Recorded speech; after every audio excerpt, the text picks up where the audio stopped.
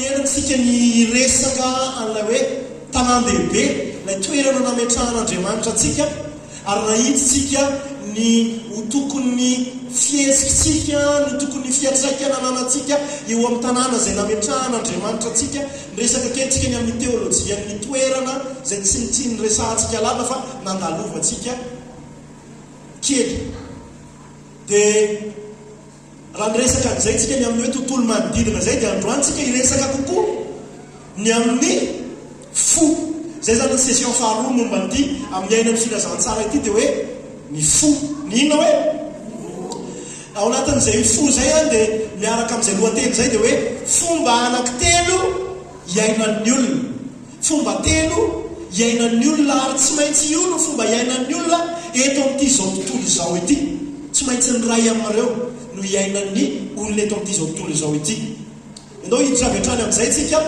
dia anatin'ny tiapahany voalohany amin'ny toloteny aloha dia mety tsy tena hiresakako andalatsoratra masina fa alefako aloha la hevitra fa rehefa aveo ako zay vao hiresaka ny soratra masina dia amaky vakokoan'io soratra masina io sika anamafisatsika n'izay hevitra zay voatsoka tao anatin'ny io soratra masina io ihany izany ny fomba voalohany iainan'ny olona dia araka ny fombafomba-pivavahana araka ny fombafomba-pivavahana raha atao amin'ny teny baiko na teny frantsay dia hoe religieux ny olona religieux na hoe olona mpanaraka fombafomba-pivavahana dia miezaka avy amin'ny fombany manokana izy hitady an'Andriamanitra sy manao zay azony atao araka amin'izay eritreretiny sy saim-patana izy ahazona ny fitahiana avy amin'Andriamanitra sy ny fankasitrahan'Andriamanitra zany hoe fomba le religion zany eto dia demarche na hoe dinga nataon'ny olombelona nyainga avy amin'ny olombelona sy zay saim-patany olombelona anatonana an'Andriamanitra ary zay mahatonga antsika amin'ny eritreritra amin'ny ankabelo hoe ny fivavahana kristianina dia tsy religion satria ny fanohitra amin'ny ny fombafomba-pivavahana zay hitatsika erak'izao tontolo izao izany fivavahana kristianina izany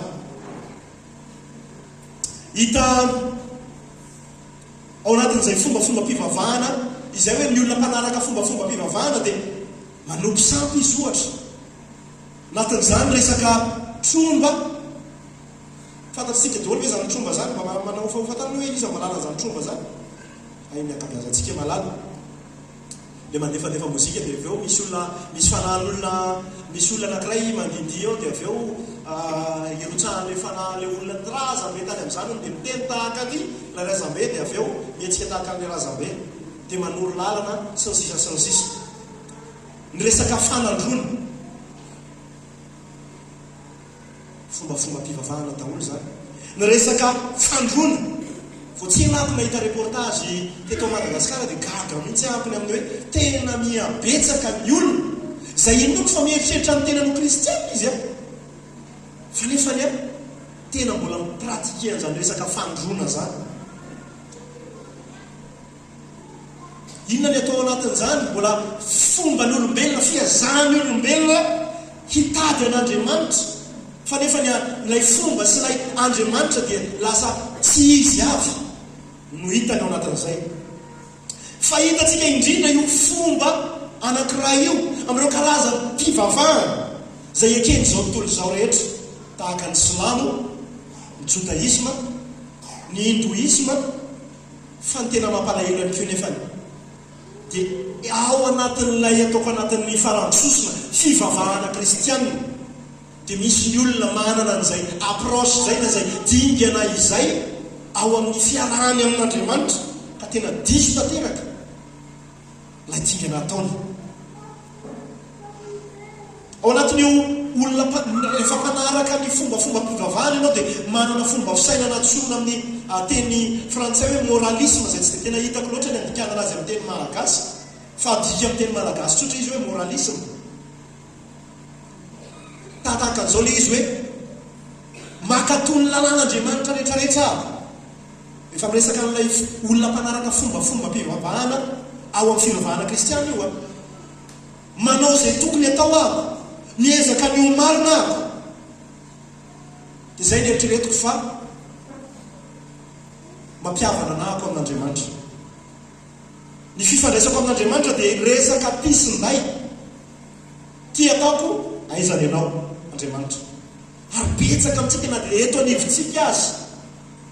Rehefa tafaresaka amin'ny sasany eo anivontsika dia tena mbola manana an'izay fomba fisaina an'izay pisinday eo anatrehan'Andriamanitra. Hoe tiany ana aizany ianao Andriamanitra. Ataokony ana aizany ianao. Manao domiko tapany andoherany amin'Andriamanitra isika. Zay ny fomba fisainana hoe olona manaraka fombafomba-pivavahana. Zay ilay fomba voalohany. Miresaka an'ilay fomba telotsika eto mbola tsy makao amin'io mbola tsy makao amin'io tsika. Ny fomba faharoa dia mifanohitra amin'izay indray. Reny zany ilay fomba voalohany tena hita be mihitsy io na eto amin'ny sehatra kristianina tahaka atsika na ivelany tahaka ny olona mpanompo samy na ny mpanaraka fivavahana hafa dia mitovy daholo hoe tena mpanaraka fombafomba-pivavahana fotsiny.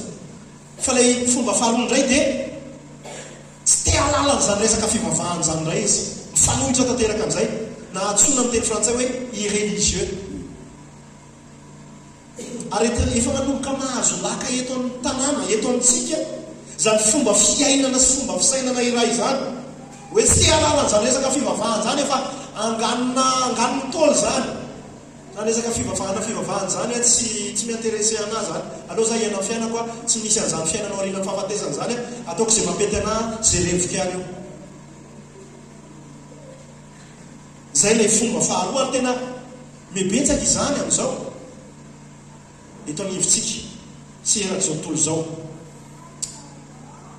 Ireo lalana na fomba anankiroa ireo ihany no everin'ny olona ho fomba fiainana. Ny fiainana matetika raha reo roa reo ny resana dia samy te hife ny fiainany avy. Ny anankiray le manao an'ilay tisinday amin'Andriamanitra dia izy no tena mpife an'Andriamanitra ary izy no mifehny tenany. Lay tsy te halala an'Andriamanitra ireligieux izy mazava ho azy izay tiany atao io izay mety aminazy. Zany hoe samy te hiezaka ny hife ny zavatra eo amin'ny manodidina anazy. Dia mbola ho resantsika moa izay eo indrindrandrindra rehefa hijerentsika n'ilay resaka religieux sy ilay fomba fahatelo. Reo anankiroa reo reo misoratra eo reo misaotra betsaka eriky dia samy teo mpamonjy ny tenany avy. Fa ny ray amin'ny alalany fanarahany fombafomba no eritreretiny amonjena ny tenany. Dia Andriamanitra lasa mpanampy, Andriamanitra lasa auxiliaire de vie ho anazy. Zany hoe rehefa sendran'ny mafoana, rehefa misy sendran'ny sahirana izy, zay vao tsaroan'Andriamanitra. Ary mazava ho azy ilay ireligieux dia izay saipatany araka ny resahako teo, izay mety aminy izay tiany atao ihany no ataony. Fa androany aho te hisarika ny saitsika ary tiako hifantoka bebe kokoa amin'ilay hoe hiresaka n'ilay hoe miaina ny filazantsara amin'ny andavanandrom-piainana isika izay mila fiovanany anatin'ny fisainana any mihitsy. Zay ny tenen'ny Paoly hoe fa miova amin'ny fanavaozana ny saina. Dia zany hoe te antany anao ako androany manao an'ireto zavatra reto, anao karazana opération eo anatin'ny saintsika sy ny fotsika isika ao anatin'ity toroteny ity. Dia te hampahery anao ako hoe raha ohatra ka tapahan'ny tompo ny any anatinao any dia aza zany no tenenina fa mamalia, aza zany no hitezerana fa mamalia an'Andriamanitra hoe ie misaotra fa mandidy izay tsy tokony ho ao ianao dia mametraka izay tokony ho ao manjaitra manao fo vaovao mihitsy ara raha ny tena izy. Misy an'ity fomba fahatelo ity izay tokony hiainantsika dia ho resahako bebe kokoa ty androany dia ny fiainana araka ny filazantsara. Ary io fomba fahatelo io no atorony soratra masina na izanaiza raha ny tena izy. Sady tsy resaka ohatrany hoe fitondrantena amboarimboarina ety ivelany fotsiny izy na fiainana tefitefena fotsiny ifanaraka amin'izay fisainan'ny olona hoe tahaka an'izao zany malala ny filazantsara izany na miaina ny filazantsara zany fa tena hoe araka izay resahan'ny soratra masina. Fiovana avy ao anaty hita avy ety ivelany, fa tsy hoe ety ivelany dia eritreretina anovany ao anaty. Ary zay ny anako ny tena zavatra tena mamilitant anako mihitsy zay eo anivon'ny tontolo kristianina hoe tsy endrika ety ivelany ny voalohany, fa ny ao anaty dia miseho azy ety ivelany. Ilay ao anaty no tsara indrindra, jerena ketrehana bebe kokoa ifanaraka amin'ny sitrapon'Andriamanitra. Raha miresaka sika ny amin'ilay mahasamafa ny ireligieux sy ny filazantsara dia tonga dia miariary be mihitsy, fantatsika be mihitsy. Fa ny tena sarotsarotra kokoa dia ilay mamantatra ny olona religieux sy ny hoe olona tena araka ny filazantsara marina. Zay tena sarotsarotra kokoa, satria rehefa mijery ianao ny ankabeazan'ny olona eto Antananarivo indrindrandrindra, dia rehefa miteny aminazy ianao mizara ny filazantsara aminy ianao dia ozy izy za kristianina mizara mivavaka ary, zara mivavaka any amin'ilay fiangonana mandinidihy mihitsy manandra-tanana, na za mivavaka ary amin'ilay fiangonana ohatra zao. Fa raha ny tena izy dia ilay fasady no amboarina, ilay ty ivelany no imatymatesana. Religieux, ny ankabeazany eto an-tanàna dia religieux, ary mialatsiny amin'ny fona fa mety tafiditra amin'izany izasy ianao religieux. Ahoana ny afahantsika miala ary andaontsika anao an'izay opération izay androany amin'ny alalan'ny fijerentsika malakilaky amin'ny lay fahasamihafan'ny araka ny fombafomba mpivavahana no hoe religieux moralisme sy lay tena hoe araka ny filazantsara. Dia mangavany erika mba andefa an'ilay sary voalohany izany fampitahana ny fiainana araka ny fombafomba mpivavahana na moralisme sy araka ny filazantsara. Mba miaraka amin'ny tokelinareo raha ohatra ka matorotorona variana ny eo akaikinao dia matonikely fa tena zava-dehibe amiko arzay no mahatonga na tena resy lahatra hoe tokony hiverina amin'ity fototra sy zavadrehetra amin'ny fiainan'ny kristianina ity isika tsiraray avy, indrindra fa amin'izao fanomboantsika izao ary mbola hiverenantsika foana ity satria zavadrehetra ao amin'ny fiainantsika. Raha tsy mahita ianao ato dia manao solomasy mifony dia zahantsika ny anatsarana an'io fa ny ato moa zany mahazo tombony bebe kokoa. Dia eo tsika ilay manao opération ny anatin'ny fisainantsika sy ny fontsika hoe kay zahantsika religieux na hoe zaho kay ety aloha zany efa mba endrika araka ny filazantsara kokoa fa ity ako tena mbola taraka aty amin'ny maha-religieux ako. Ny antony izao rehetrarehetra zao nefa ny tadidio fa tsy sanatria ho fanamelohana fa fisotonana antsika ho eo amin'ny toerana salama tsara kokoa izany. Ny voalohany dia hoe ny fomba fisainan'ny olona mpanaraka fombafomba mpivavahana na hoe ny religieux dia hoe mankatoa aho noho izany tokony raisin'Andriamanitra. Io lay sarety mandeha alohan'ny omby, mankatoan'Andriamanitra dikan'izay efa mba miezaka ahako tonga any am-piangonana, efa mba ezaka ahako manao an'izao, ezara efa anatin'ny worship team mihitsy, dikan'izay ahako tsy maintsy raisin'Andriamanitra. Zay mahatonga anahako resy lahatra manokana hoe sady manazava ny fomba fanaontsika eto anivon'ny fiangonana hoe za tsy te ahita olona hoe ny andraikitra no hitazomana anazy sanatria an'izany hoe alao le olona mpanaovina an'ity mba amin'izay eto anivon'ny fiangonana. Tsia rehefa tsy ato ny fony dia efa tsy ato ny fony, rehefa tsy anon' Jesosy ny fony dia tsy anon' Jesosy ny fony.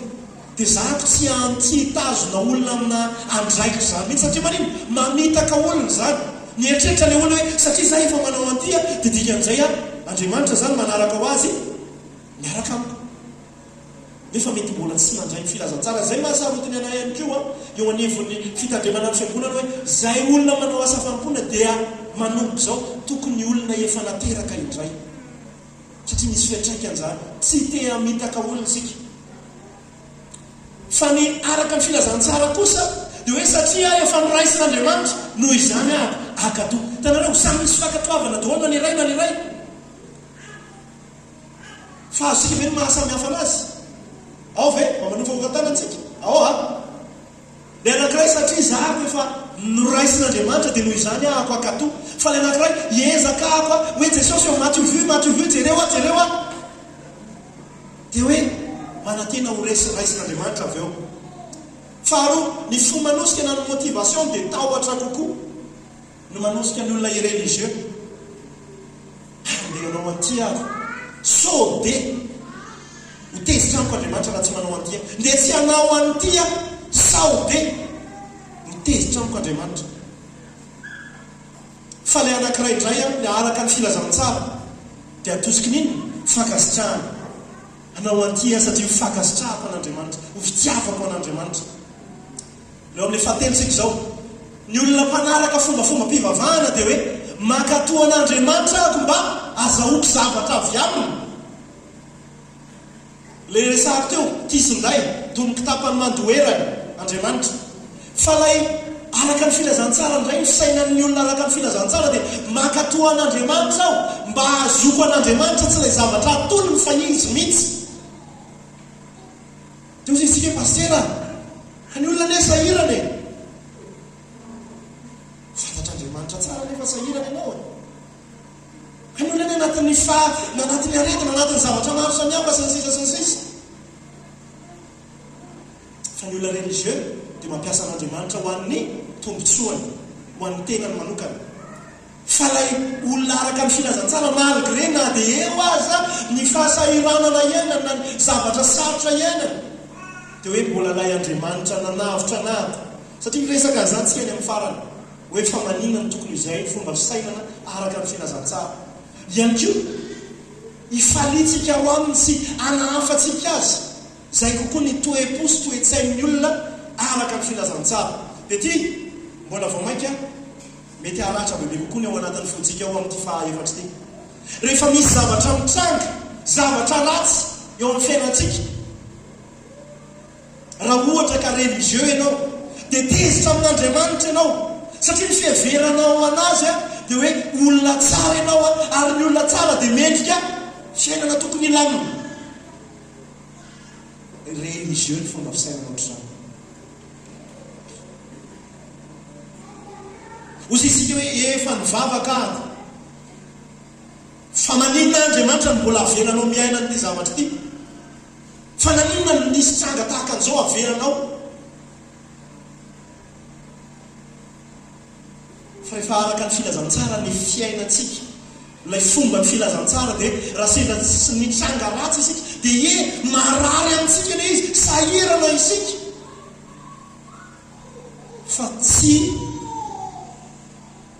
mametraka hoe mety sazy ny fahotako ty mety zao fa fantatsika hoe sazy ny fahotana dia fa natotona tao amin'i Jesosy Kristy ary raha avelan'Andriamanitra iaina an'izany zavatra any sika dia satria te hampatanjaka atsika kokoa izy, te any amin'ny voninahiny eo amin'ny fiainantsika izy. Dia ilay voninahiny tsy maintsy hoe ilay fandresena foana fa ilay fijoroantsika fahazoantsika antoka fa Andriamanitra dia Andriamanitra foana na dia ahoana raha ny toejava misy ainantsika mendrika ny fiderana foana. Dia izay tena voninahitra ao an'Andriamanitra ngeza indrindra azy. Ao anatin'ny fahasarotantsika miadiny amin'ny angatahantsika hoe anesoran'Andriamanitra izay mety kapoaka mangidy. Fa hoanao izy Jesosy ozy izy hoe raha eo raha sitraka ao esory amiko ty kapoaka mangidy ity fa ahoana ny toerana tsy ny anamiko fa ny anao. Dia tahaka an'izay tsika rehefa araka ny filazantsara rehefa sendra ny mafy tsy hoe tsy hivavaka sika ny amin'ny ianan'izany fa mbola mametraka foantsika hoe aoka ny sitraka ao no atao fa tsy niako. Ary fantatsika fa ny fitiavan'Andriamanitra dia asehony foana ao anatin'izay fisedrana izay mety mahazo atsika izay. Amen. Aheno ny fitiavan'Andriamanitra mamerovero ao anatin'ny fiainantsika sika. Raha ohatra ka olona araka ny filazantsara eno manaraka hoe azafady.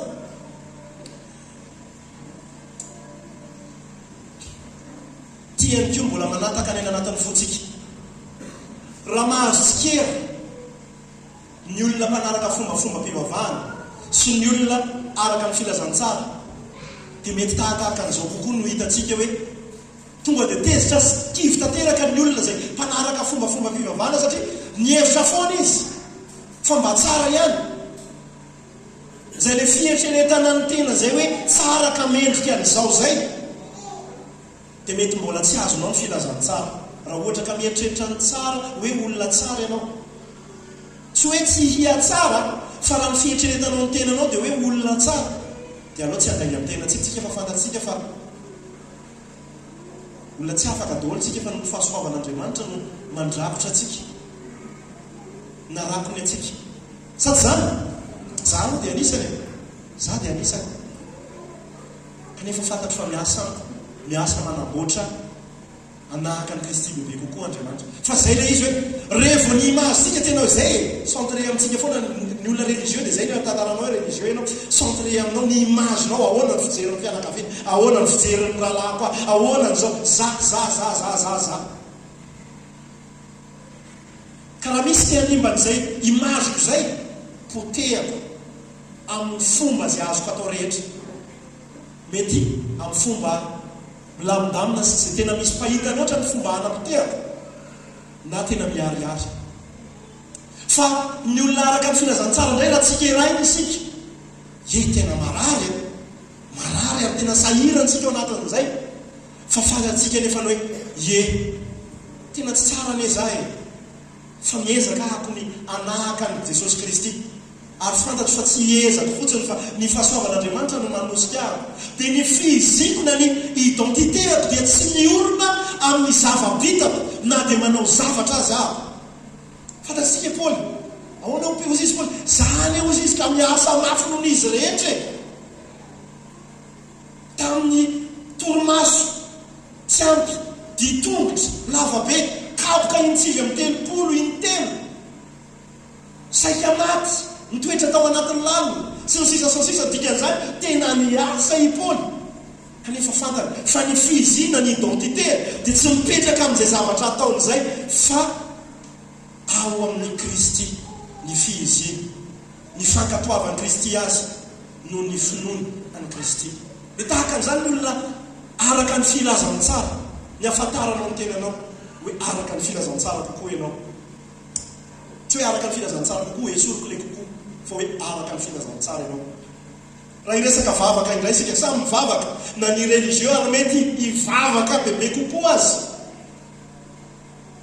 la religieux satria manino iny eritreretin'ny fomba ahafahany mamolaka ny tanan'Andriamanitra ary vao tamin'ny herinandro lasa teo ako no nampianatra ny zanako anatin'ny herinandro anankiray mihitsy no nampianaranay mivady amin'izy ireo amin'ny anatin'ny fiarahanay mivavaka rehefa maraina hoe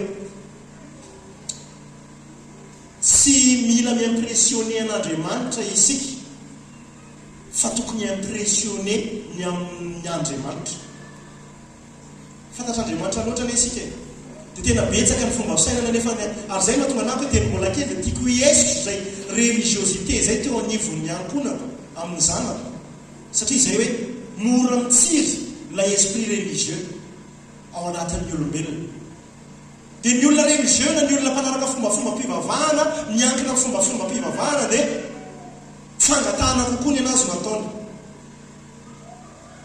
ary rehefa mihamafana ny toe-java-misy zay vao tena manakaiky kokoa an'Andriamanitra kanareo fahatatatra tsika rehetrarehetra mihitsy miaraka tatatataka ny fontsika ao anatin'izany hoe rehefa misy sedra mamay zay vao tena mietso ihany fa misy andray nafahantsika manakaiky an'Andriamanitra amin'ny lafiny iray fa ndraindray ihany koa tena zay mihitsy nefa système fomba fisainatsika amin'ny resaka vava ny antony ivavahako raha religieux ako dia te hifehy toe-java-misy fotsiny fa raha ohatra ka araka ny filazantsara ako ny antony ivavahako dia ino fifandraisana fisaka izany amin'Andriamanitra ary ny mameno ny vavaky ny olona araka ny filazantsara dia fiderana fitsahoan'Andriamanitra kokoa no mahazo toerana ao anatin'izany tsy hoe tsy hangataka fa mangataka ihany fa ny mameno ny fiainam-bavaka dia zay hoe fiderana sy fitsahoana an'Andriamanitra izay dia mbola mitoy ihany tsika amin'ny opération ao anatin'ny fisainantsika sy ny fontsika ao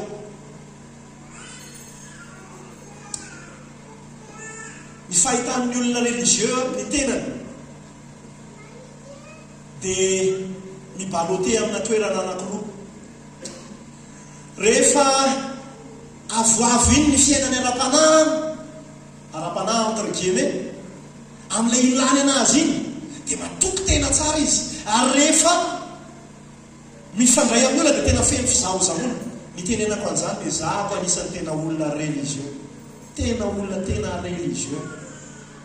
Sahirana ny mivadiko iny niara-niaina tamiko tanatin'ny ataoko hoe 2 taona 3 taona voalohany ny fanambadiana satria tanatiny tsara mihitsy ato.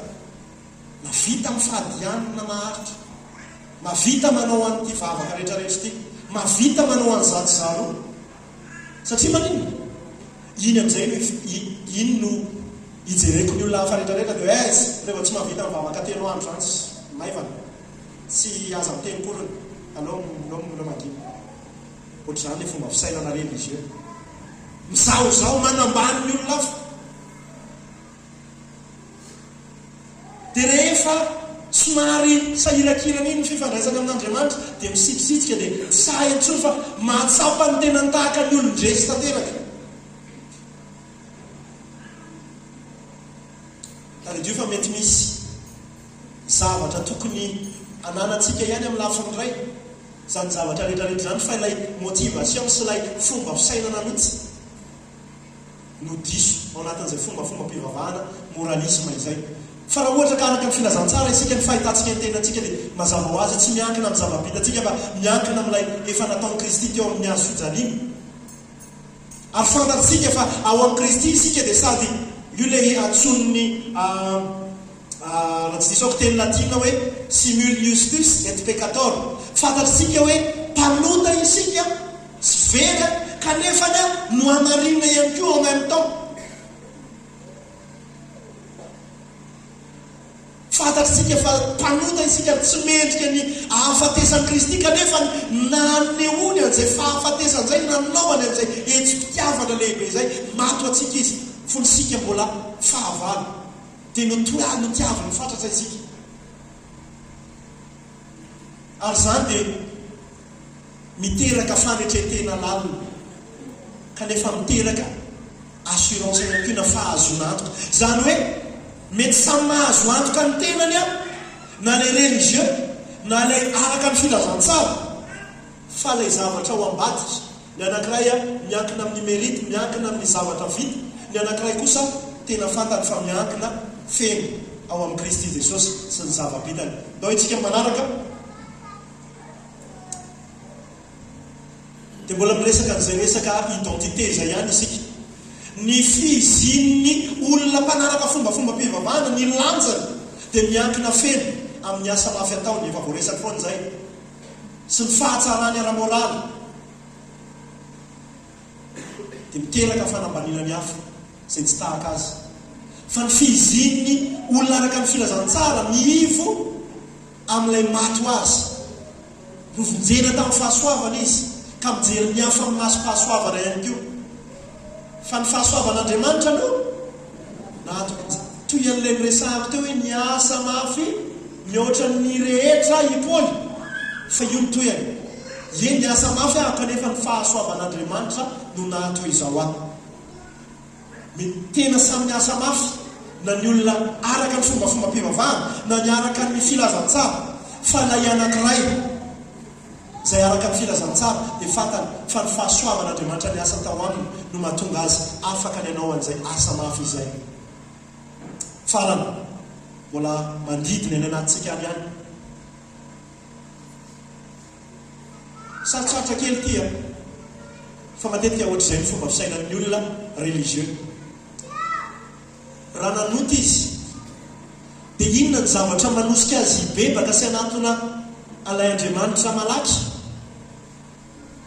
Lay vokatra lay saziny lay fahotana zay no hiazakazahany noho ilay hoe fanahin'Andriamanitra izay nampalaheloviny tanatin'ilay fahotana nataony. Azontsika ve? Raha araka ny filazantsara indray isika, raha nanota isika dia lay alahelon'ny raintsika mihitsy no mampalahelo atsika ka mahatonga atsika mibebaka. Azontsika ve le fahasamihafana izy? mbola ao vetsika manaraka vetsika mba manofaofatana zay manaraka ok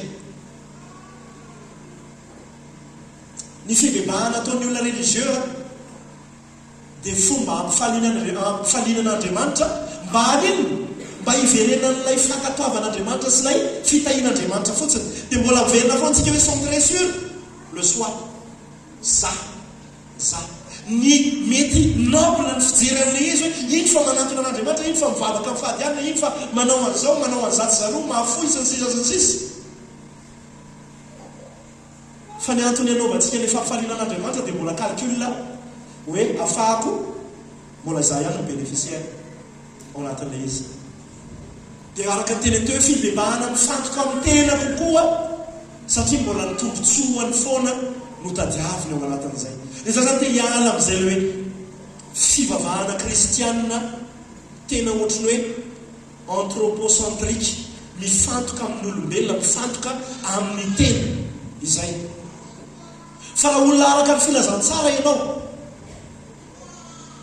dia raha mibebaka ianao raha ny fiainam-pibebahanao dia tena hoe fiazahanao amelona ilay fifandraisana izay very tapaka no ny fahotahanao dia ilay fitiavanao azy bebe kokoa no manosika ianao hibebaka jere samy mibebaka ireo samy manao an'ilay zavatra tahaka ny hoe noble tena mendrika azy fa mbola samy hafa foana ny fomba manosika avy ato amin'ny ilana sy ny avy ato amin'ny ilana ny anankiray ny teny ny anankiray Andriamanitra minao fa nazava kokoa tamintsika zay zavatra nyresahako teo hoe sarotsarotra ny mampiavaka an'izay fahasamihafana eo amin'ny religieux sy ny olona tena araka amin'ny filazany tsara izay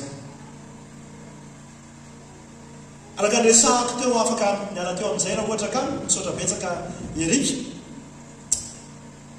mila fiovan'ny saina araka ny Romanina toko faharoa folo ny faharoa tapany faharoa isika miovan'ny fanavozana ny saina ozy izy satria terrain anankiray toerana champ de bataille anankiray io saintsika io ary zay no mahatonga antsika tena hoe angatahany soratra masina tena iova araka ny fanavozana ny saina ny fiovampiainana avy ao anatiny mihitsy no takin'ny filazantsara ho tafaletika any anatintsika aza mainka an'ilay ty ivelany aloha zay no mahatonga antsika indraindray tsy hoe miala kely amin'izay zavatra mahazatra izay tsy hoe te hokolona fotsiny akoriny isika fa afaka ny manao costara isika afaka ny manao tsaiko zay zavatra mety mahafinaritra sy mianjaika be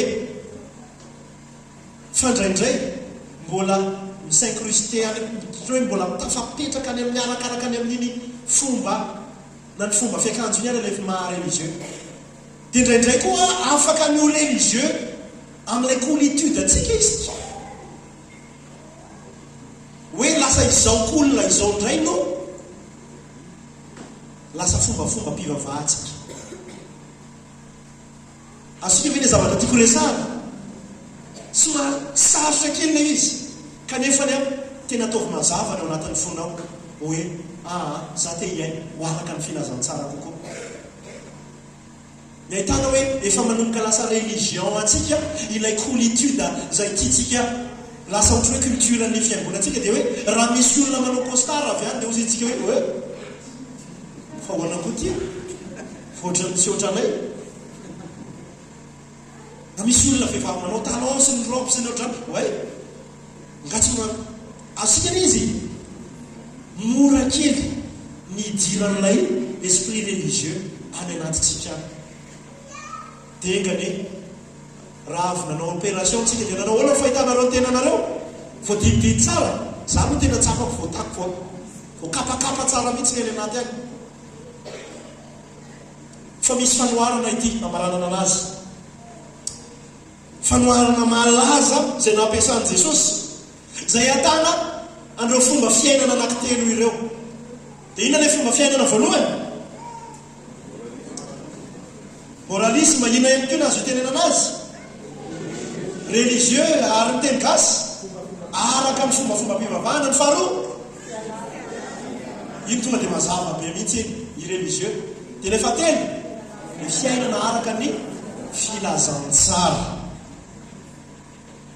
ao amin'ny lioka toko fahadimy ambin'ny folo isika ny miaraka ijery. Andimy fa raika ambin'ny folo ka hatramin'ny faharoa amby telopolo. Tantarany zanaka fa tokony hovana io ilay titra io, tokony tsy hoe tantarany zanaka dala fa ilay zanaka tsy ilay zanaka kory ary fa ilay ray tsara. Zay tokony ho titrany io, ilay ray tsara. Mandeha ny fotoanantsika mety tsy ahavita isika ny amaky an'izy io hatramin'ny farany fa ndeha ho ao fotsiny amin'ny lioka fafiritsika zao io fa 5 ambin'ny folo andiny fa 2 ambin'ny folo ka hatramin'ny fa 2 amby telopolo.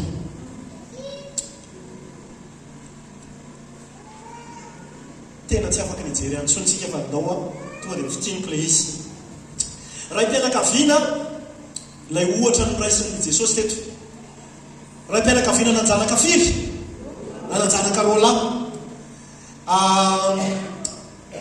fanoarana izay nentin'i Jesosy nanazavana foto-kevitra ny amin'ny filazantsara tamin'ireo mpanorandalàna sy ireo mpanota ity andalana anankiray ity. Ny andimy faharoa ambin'ny folo no nanomboan'ny tantara ozy izy ilay zanaka faralahy hoe raika io omeo any anjara fananana tokony ao izy izy.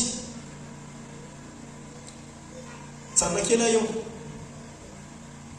raha amintsika malagasy io dia zavatra tena mandratra fo amin'ny raim-pianakaviana. Hoe za hoe mbola velona eto dia sahanao ny angataka ny anjara lova tahaka amin'ny tena hoe matesany ianao rangaha za efa te andeha iliba amin'izay lovako. Fa na amin'ny fomba jiosy ihany koa rehefa jerena ny amin'ny kolotsaina jiosy matetika rehefa maty zay vao zaraina ny lovo na ny fananana tamin'izany ary ny matoa tsy matoa fa ny lamatoa na ny lamatoa matetika no mahazo ny apahany betsaka indrindra.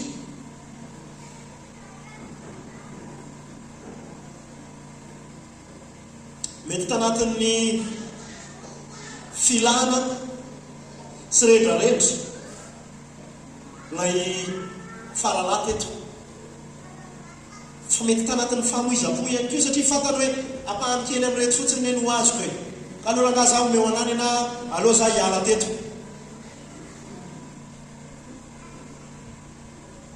Dia mazava ho azy fa ny zavatra mahafinaritra azy sy mahasambatsambatra azy izay no nandaniny arenandray.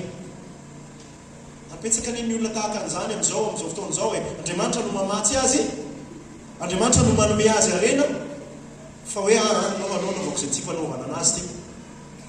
Dia lasa izy nandeha azao nomeny rainy azy zay tena anisany tena mahagaga hoe tena enjany ty ray ty zay fa tonga lafa hoe tokony hovana ilay anara ilay titra ilay izy hoe tsy zanaka dala fa hoe lay ray tsara. Satria nanome an'izay notakin'ilay faralahy lay ray ary maneho an'ilay aben'ny fitiavany zany hoe namelany nanomezany an'izay anjara tokony ho an'ny lay zanany izay. Na dia teo ara ny fikominy na dia teo ara ny fanimbazimbana tao anatin'ity zazalahy ity.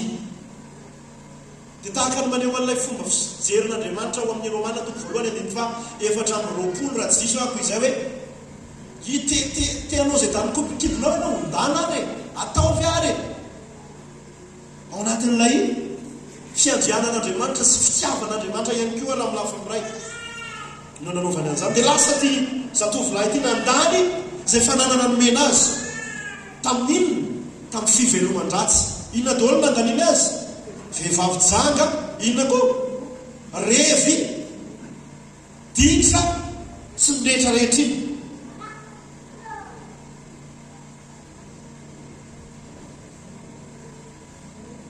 Dia ngamba ny satria mandeha ny fotoanantsika dia anao mpizaha fitinina sy andeha malakilaky aho. Raha izay nataon'ilay faralahy dia inona nataon'ilay lamatoa? Nijanona teo an-tanàna izy, tsy nietsika teo an-tanàna izy fa teo anivon'ny rainy izy.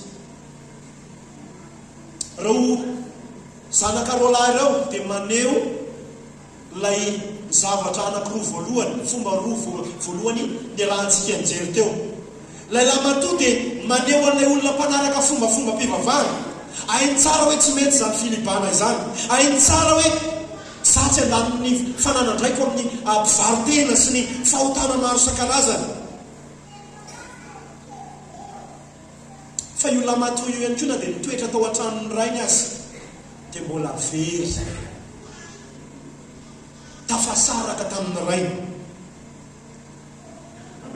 Jereo ngeny andiny fa 9 sy ny 20 hoe 9 sy ny 20. Ary ny antony ankizy lahy anankiray izy anontany azy izay antony zany zavatra zany. Ary ilay ankizy lahy taminy tonga ny lalànao ka namono zanakomina fa amin'ny rainao satria tavavena soana tsara ato aminy izy. Dia tezitra izy ka tsy inona nino, tsy netiniditra. Teo izy fa very.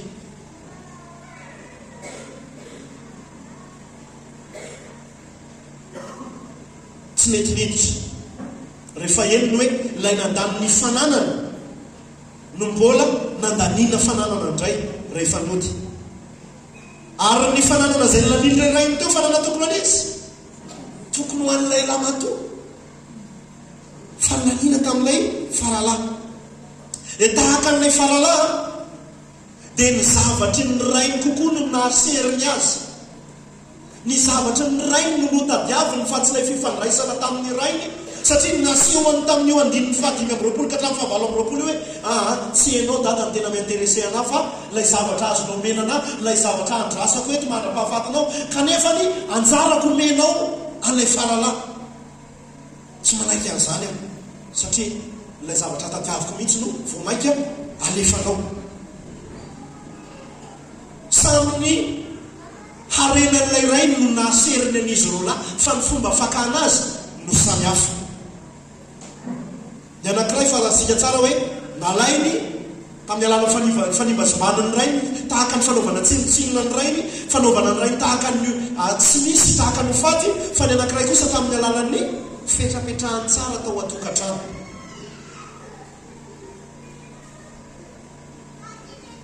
Tsara ara moraly, tsara raha mpitondran-tena raha ny fijery ety ivelany. Fa nefa nanao an'ilay fomba fisainana hoe nakatoanao aho noho izany ananako ianao ro raiko, nanao izay tianao natao aho noho izany ananako zavatra ianao. Sady tio fa mbola vela le ray teto. Ilay faralahy indray dia maneho olona tsy te halalan'Andriamanitra, mpanimbazimbana an'Andriamanitra mihitsy, naniny tamin'izay daniny fony ny fananana izay nomena azy. Ny 17 sy ny 14 afaka hijerentsika an'izany. Dia tia fahafinaretana amin'izao fiainana izao, tia fahafinaretana no Andriamanitra, ary te hanandrana an'izao zavatra rehetra izao. Dia io no maneho an'ilay fomba fiainana faharoa zay tsy te halala an'Andriamanitra kosa.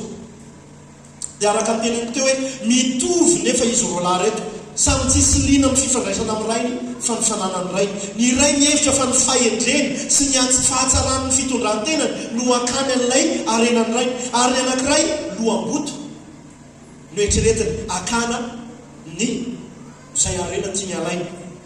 Dia samy very ara-panahy izy roalahy, fa ny ray very tany an-tany lavitra, fa ny anankiray very ara-panahy teo atokantranony ray. Ary mety misy amin'izany eto anivontsika, misy an'ireo anankiroa ireo, mety ho zizanao hoe zahako ny tonga eto satria zay no tenenin'ny ray aman-dreniko amiko, na zay no tadiavin'ny rahalahiko amiko, na zay no tadiavin'ny rahavaviko amiko, sisa fa zahako tsy te halala an'Andriamanitra zany. Dia misy amintsika eto ihany koa lay zahako tonga eto satria zahako te ahazo an'ilay parotsy avy any amin'Andriamanitra. Fa samy very, ary indrindrandrindra aleo ara le anankiray very any lavitra any, toy izay le hoe very eto anivon'ny tokantranon'Andriamanitra. Samy tsy misy mahavonjy na ny fanalana fombafomba mpivavahana, na tsy firarahana an'Andriamanitra mazava ho azy. Fa misy fomba fahatelo, daotsika samy teny daholo fomba fahatelo izay any amonjenon'ny olona. Dia ny fomba araka ny filazantsara zay efa noerahantsika nijery teo ilay izy. raha te hiaina araka ny fomba fahatelo isika dia mila ny ray aloha no manomboka ny dingana amintsika. Na approche religieux dia isika aloha miezaka ny mitady an'Andriamanitra fa mitotona any amin'ny Andriamanitra tsy izy foana matetika. Fa ilay approche araka ny filazantsara dia mizaka mandray ny filazantsara fantatra tsara fa raha izatsy tsy hitady an'Andriamanitra izany aranga fa hitady ny tenako aby hitady izay tombony ho an'ny tenako foana. Fa izay le izy hoe Andriamanitra no nanao ny dingana voalohany teo amin'ny fiainako. Nampahafantatrako hoe zanako tiako ny ianao maty ho anao tao amin'ny azo fijaliana ny zanako lahatokany maty mba hanesorana anao teo amin'ny toeran'ny mahampanotana dia izay lay dingana araka ny filazantsara hoe Andriamanitra mandresy lahatra atsika, Andriamanitra mitaona atsika, Andriamanitra maneho ny fitiavany atsika. Zay ny tena fitiavana. Sy asa naseho an'ny filazantsara dia ilay fahafatesana teo amin'ny azo fijaliana. Andriamanitra nanao ny dingana voalohany, nanao ny hetsika rehetrarehetra ho aso anao. Tatsika izy roalahy reto ao amin'ny 19 jereo kely amin'ny tapany by sy ny 19 tapany by dia misy hetsika nataon'ilay ray tao samy nivoahan'ilay ray avokoa izy roalahy reto. Dia tahaka atsika rehetrarehetra na religieux ianao na ireligieux samy anaovan'Andriamanitra dingana, anatonan'Andriamanitra isika. Dia mila mamaly an'izay fa na fiantson'Andriamanitra atsika izay isika. Jaona 4:7 tsy misy olona mahay manatona raha tsy tamin'ny ray izay naneraka azy izy. Jaona 5:5 milaza tahaka an'izay ihany koa. Jaona 5:5 tsy anareo no nifidy fa izaho no nifidy anareo. Mbola hitantsika foana hoe Andriamanitra manao ny dingana voalohany ary izay lay araka ny filazantsara. Fony isika mbola mpanota dia efa namatsy fampihavanana tao amin'ny Kristy Jesosy. Andriamanitra ray, izy no nanao ny hetsika voalohany ary mandray sy manaraka izany isika. Nanantsika mieritreritra hoe zaho ilay nanangan-tanana iny mihitsy, fa fantatrao ve fa ianao ilay nanangan-tanana iny dia efa asan'ny fanahy masina aloha miasa nandevindeviny tao anatinao tao ka tonga anao nambara hoe zaho mino an' Jesosy. Atsika an'izay ny ray manao ny dingana voalohany ary izay ny salama indrindra fantatsika fa tokony hamaly an'izany isika rehefa avy eo. Raha te hiaina ilay fomba fahatelo isika dia mila ihany koa mianatra ny tena fibebahana marina. Izay ny voalohany, raha te hiaina ilay fomba fahatelo isika dia mila ny ray no manomboka ny dingana ary mila mianatra ihany koa nefa nisika rehefa avy eo ny tena fibebahana marina. Tadidio fa tsy ny zavatra ratsy ataontsika ihany no mila fibebahana, fa mila fibebahana ihany koa isika ny amin'ny motivation anaovantsika n'ireny zavatra tsara ireny. La hoe jereo aby lay tiako fa sady tiako apetraka dia jereo araka an'iny aby. Mety izay ny motivation anaovanao zavatra tsara. Mila mibebaka amin'izany isika. Fa raha hanao zavatra tsara isika dia fantatsika fa tena hoe fitsahoantsika an'Andriamanitra. Amen. Amen ve?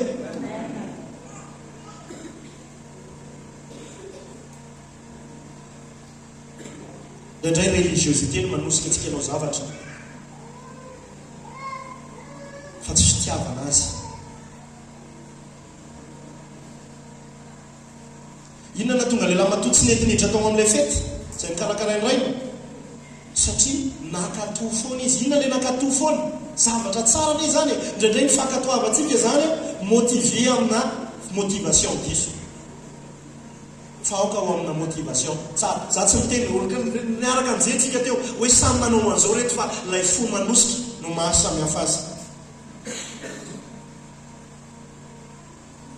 Tao amin'ny asa tsara nataony no nireharehan'ity lamatoa ity famonjena anazy alekena anazy. Fa hozy izy Paoly, raha mirehareha dia aoka tsisy ataoko rehareha ankoatrany azo fijaliany Kristy irehihany. Farany raha te hiaina io lalana fahatelo io ianao dia mila mahatakatra. Tiany resahako hoe ho resahako any amin'ny farany indrindra. Mila mahatakatra ny salan'ny lafo nentina namonjena aminao manokana. Mila matakatra ny sarany na amin'jenanao manokana. 20 sarany anankiray efa nalohany ray nivoaka ny azakazaka ny tsena azy olon-dehibe amin'ny fomba jiosy zany inacceptable fa nataon'ilay ray tao anatin'ny fanoharana ny olon Jesosy anay Andriamanitra ray nivoaka ny azakazaka ny tsena, namina ny vozony, nanoroka azy, inona dika zany, namerina ny mahazanaka malala azy ilay famihinana ny vozony sy ilay fanoloana azy. 20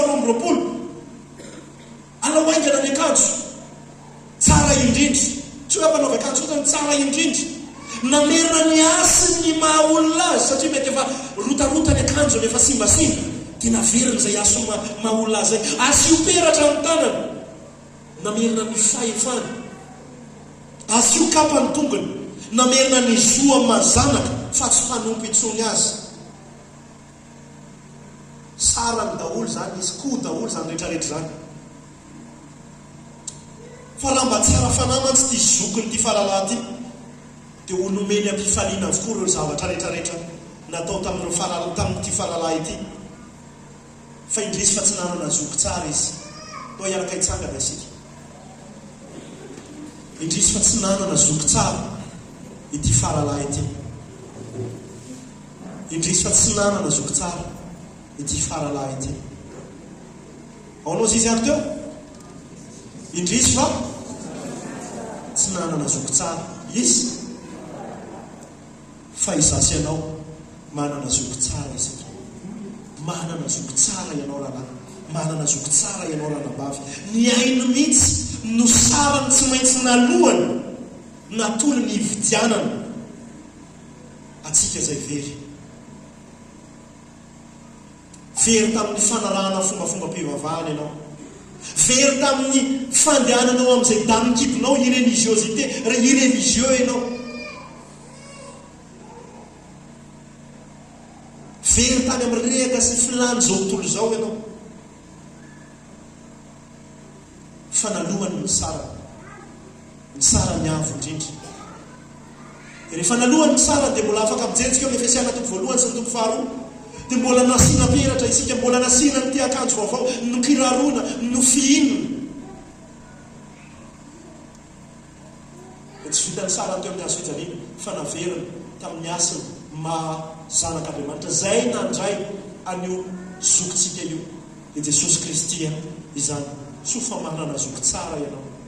Tiako ianao raha hivavaka amin'izao fotoan'izao, misaotra ny zoky tsara io hoe misaotranao ako noho ny amin'ny zava-bitanao tamiko, misaotranao ako noho ny amin'ny sarany nalohanao rehetra, misaotranao ako noho ny amin'ny nanekenao ny sarany avo indrindra. Ndao samy ianao vavaka sika eo anatrehan'Andriamanitra izany. Tao tena andao nanatra feo atsika mihitsika, tsy maninana dia fenontsika vavaka, feno elo tsara avy araka andao hiaraka hifantoka amin'Andriamanitra isika, hisaotra azy noho ny amin'ny zavatra nataony ho anao. Manana zoky tsara ianao raha lasa nabavy, tsy tahaka nyty fahalalana ity tsy nanana zoky tsara fa ianao manana zoky tsara, ary manana ray tsara tahaka nyty ray voasoritra atao anatin'ity tantara anankiray, fanoharana anankiray ity. Endao sandratsika ny feo atsika raha lasa nabavy. Misaotranao zay Tompo, misaotranao zay Jesosy, misaotranao zay ray fa ray tsara ho anay ianao, na dia tao anatin'ny fanoheranay azy izahay dia mbola tonga ianao nanolotra fitiavana, ary indraindray raha naveranao handeha amin'izay damikibonay mihitsy izahay, ary avy eo verina aminao izay dia raisinao izahay. Misaotra Jesosy fa tsy misy tahaka anao, misaotra ray fa tsy misy tahaka anao, misaotra fa ny masina mampafantatra anay an'izany rehetrarehetra zany. Misaotra Jesosy eo fa zoky tsara ianao, nahalony sarany ianao, dia fahafatesanao teo amin'ny hazo fijaliana Jesosy. Teo amin'ny hazo fijaliana ianao mitanjaka mba hanafiana fahamalinanao anay, ary teo amin'ny hazo fijaliana ianao tany ivelan'ny tanàna mba hahatonga anay afaka ho voaray ho isany ao anatin'ny tranony ray. Nalohanao Jesosy ny sazy ny fahotana mba tsy handoavanay amin'izany intsony amin'ny ezakay sy amin'ny asanay. Misaotra Jesosy io, misaotra Jesosy io, misaotra Jesosy io.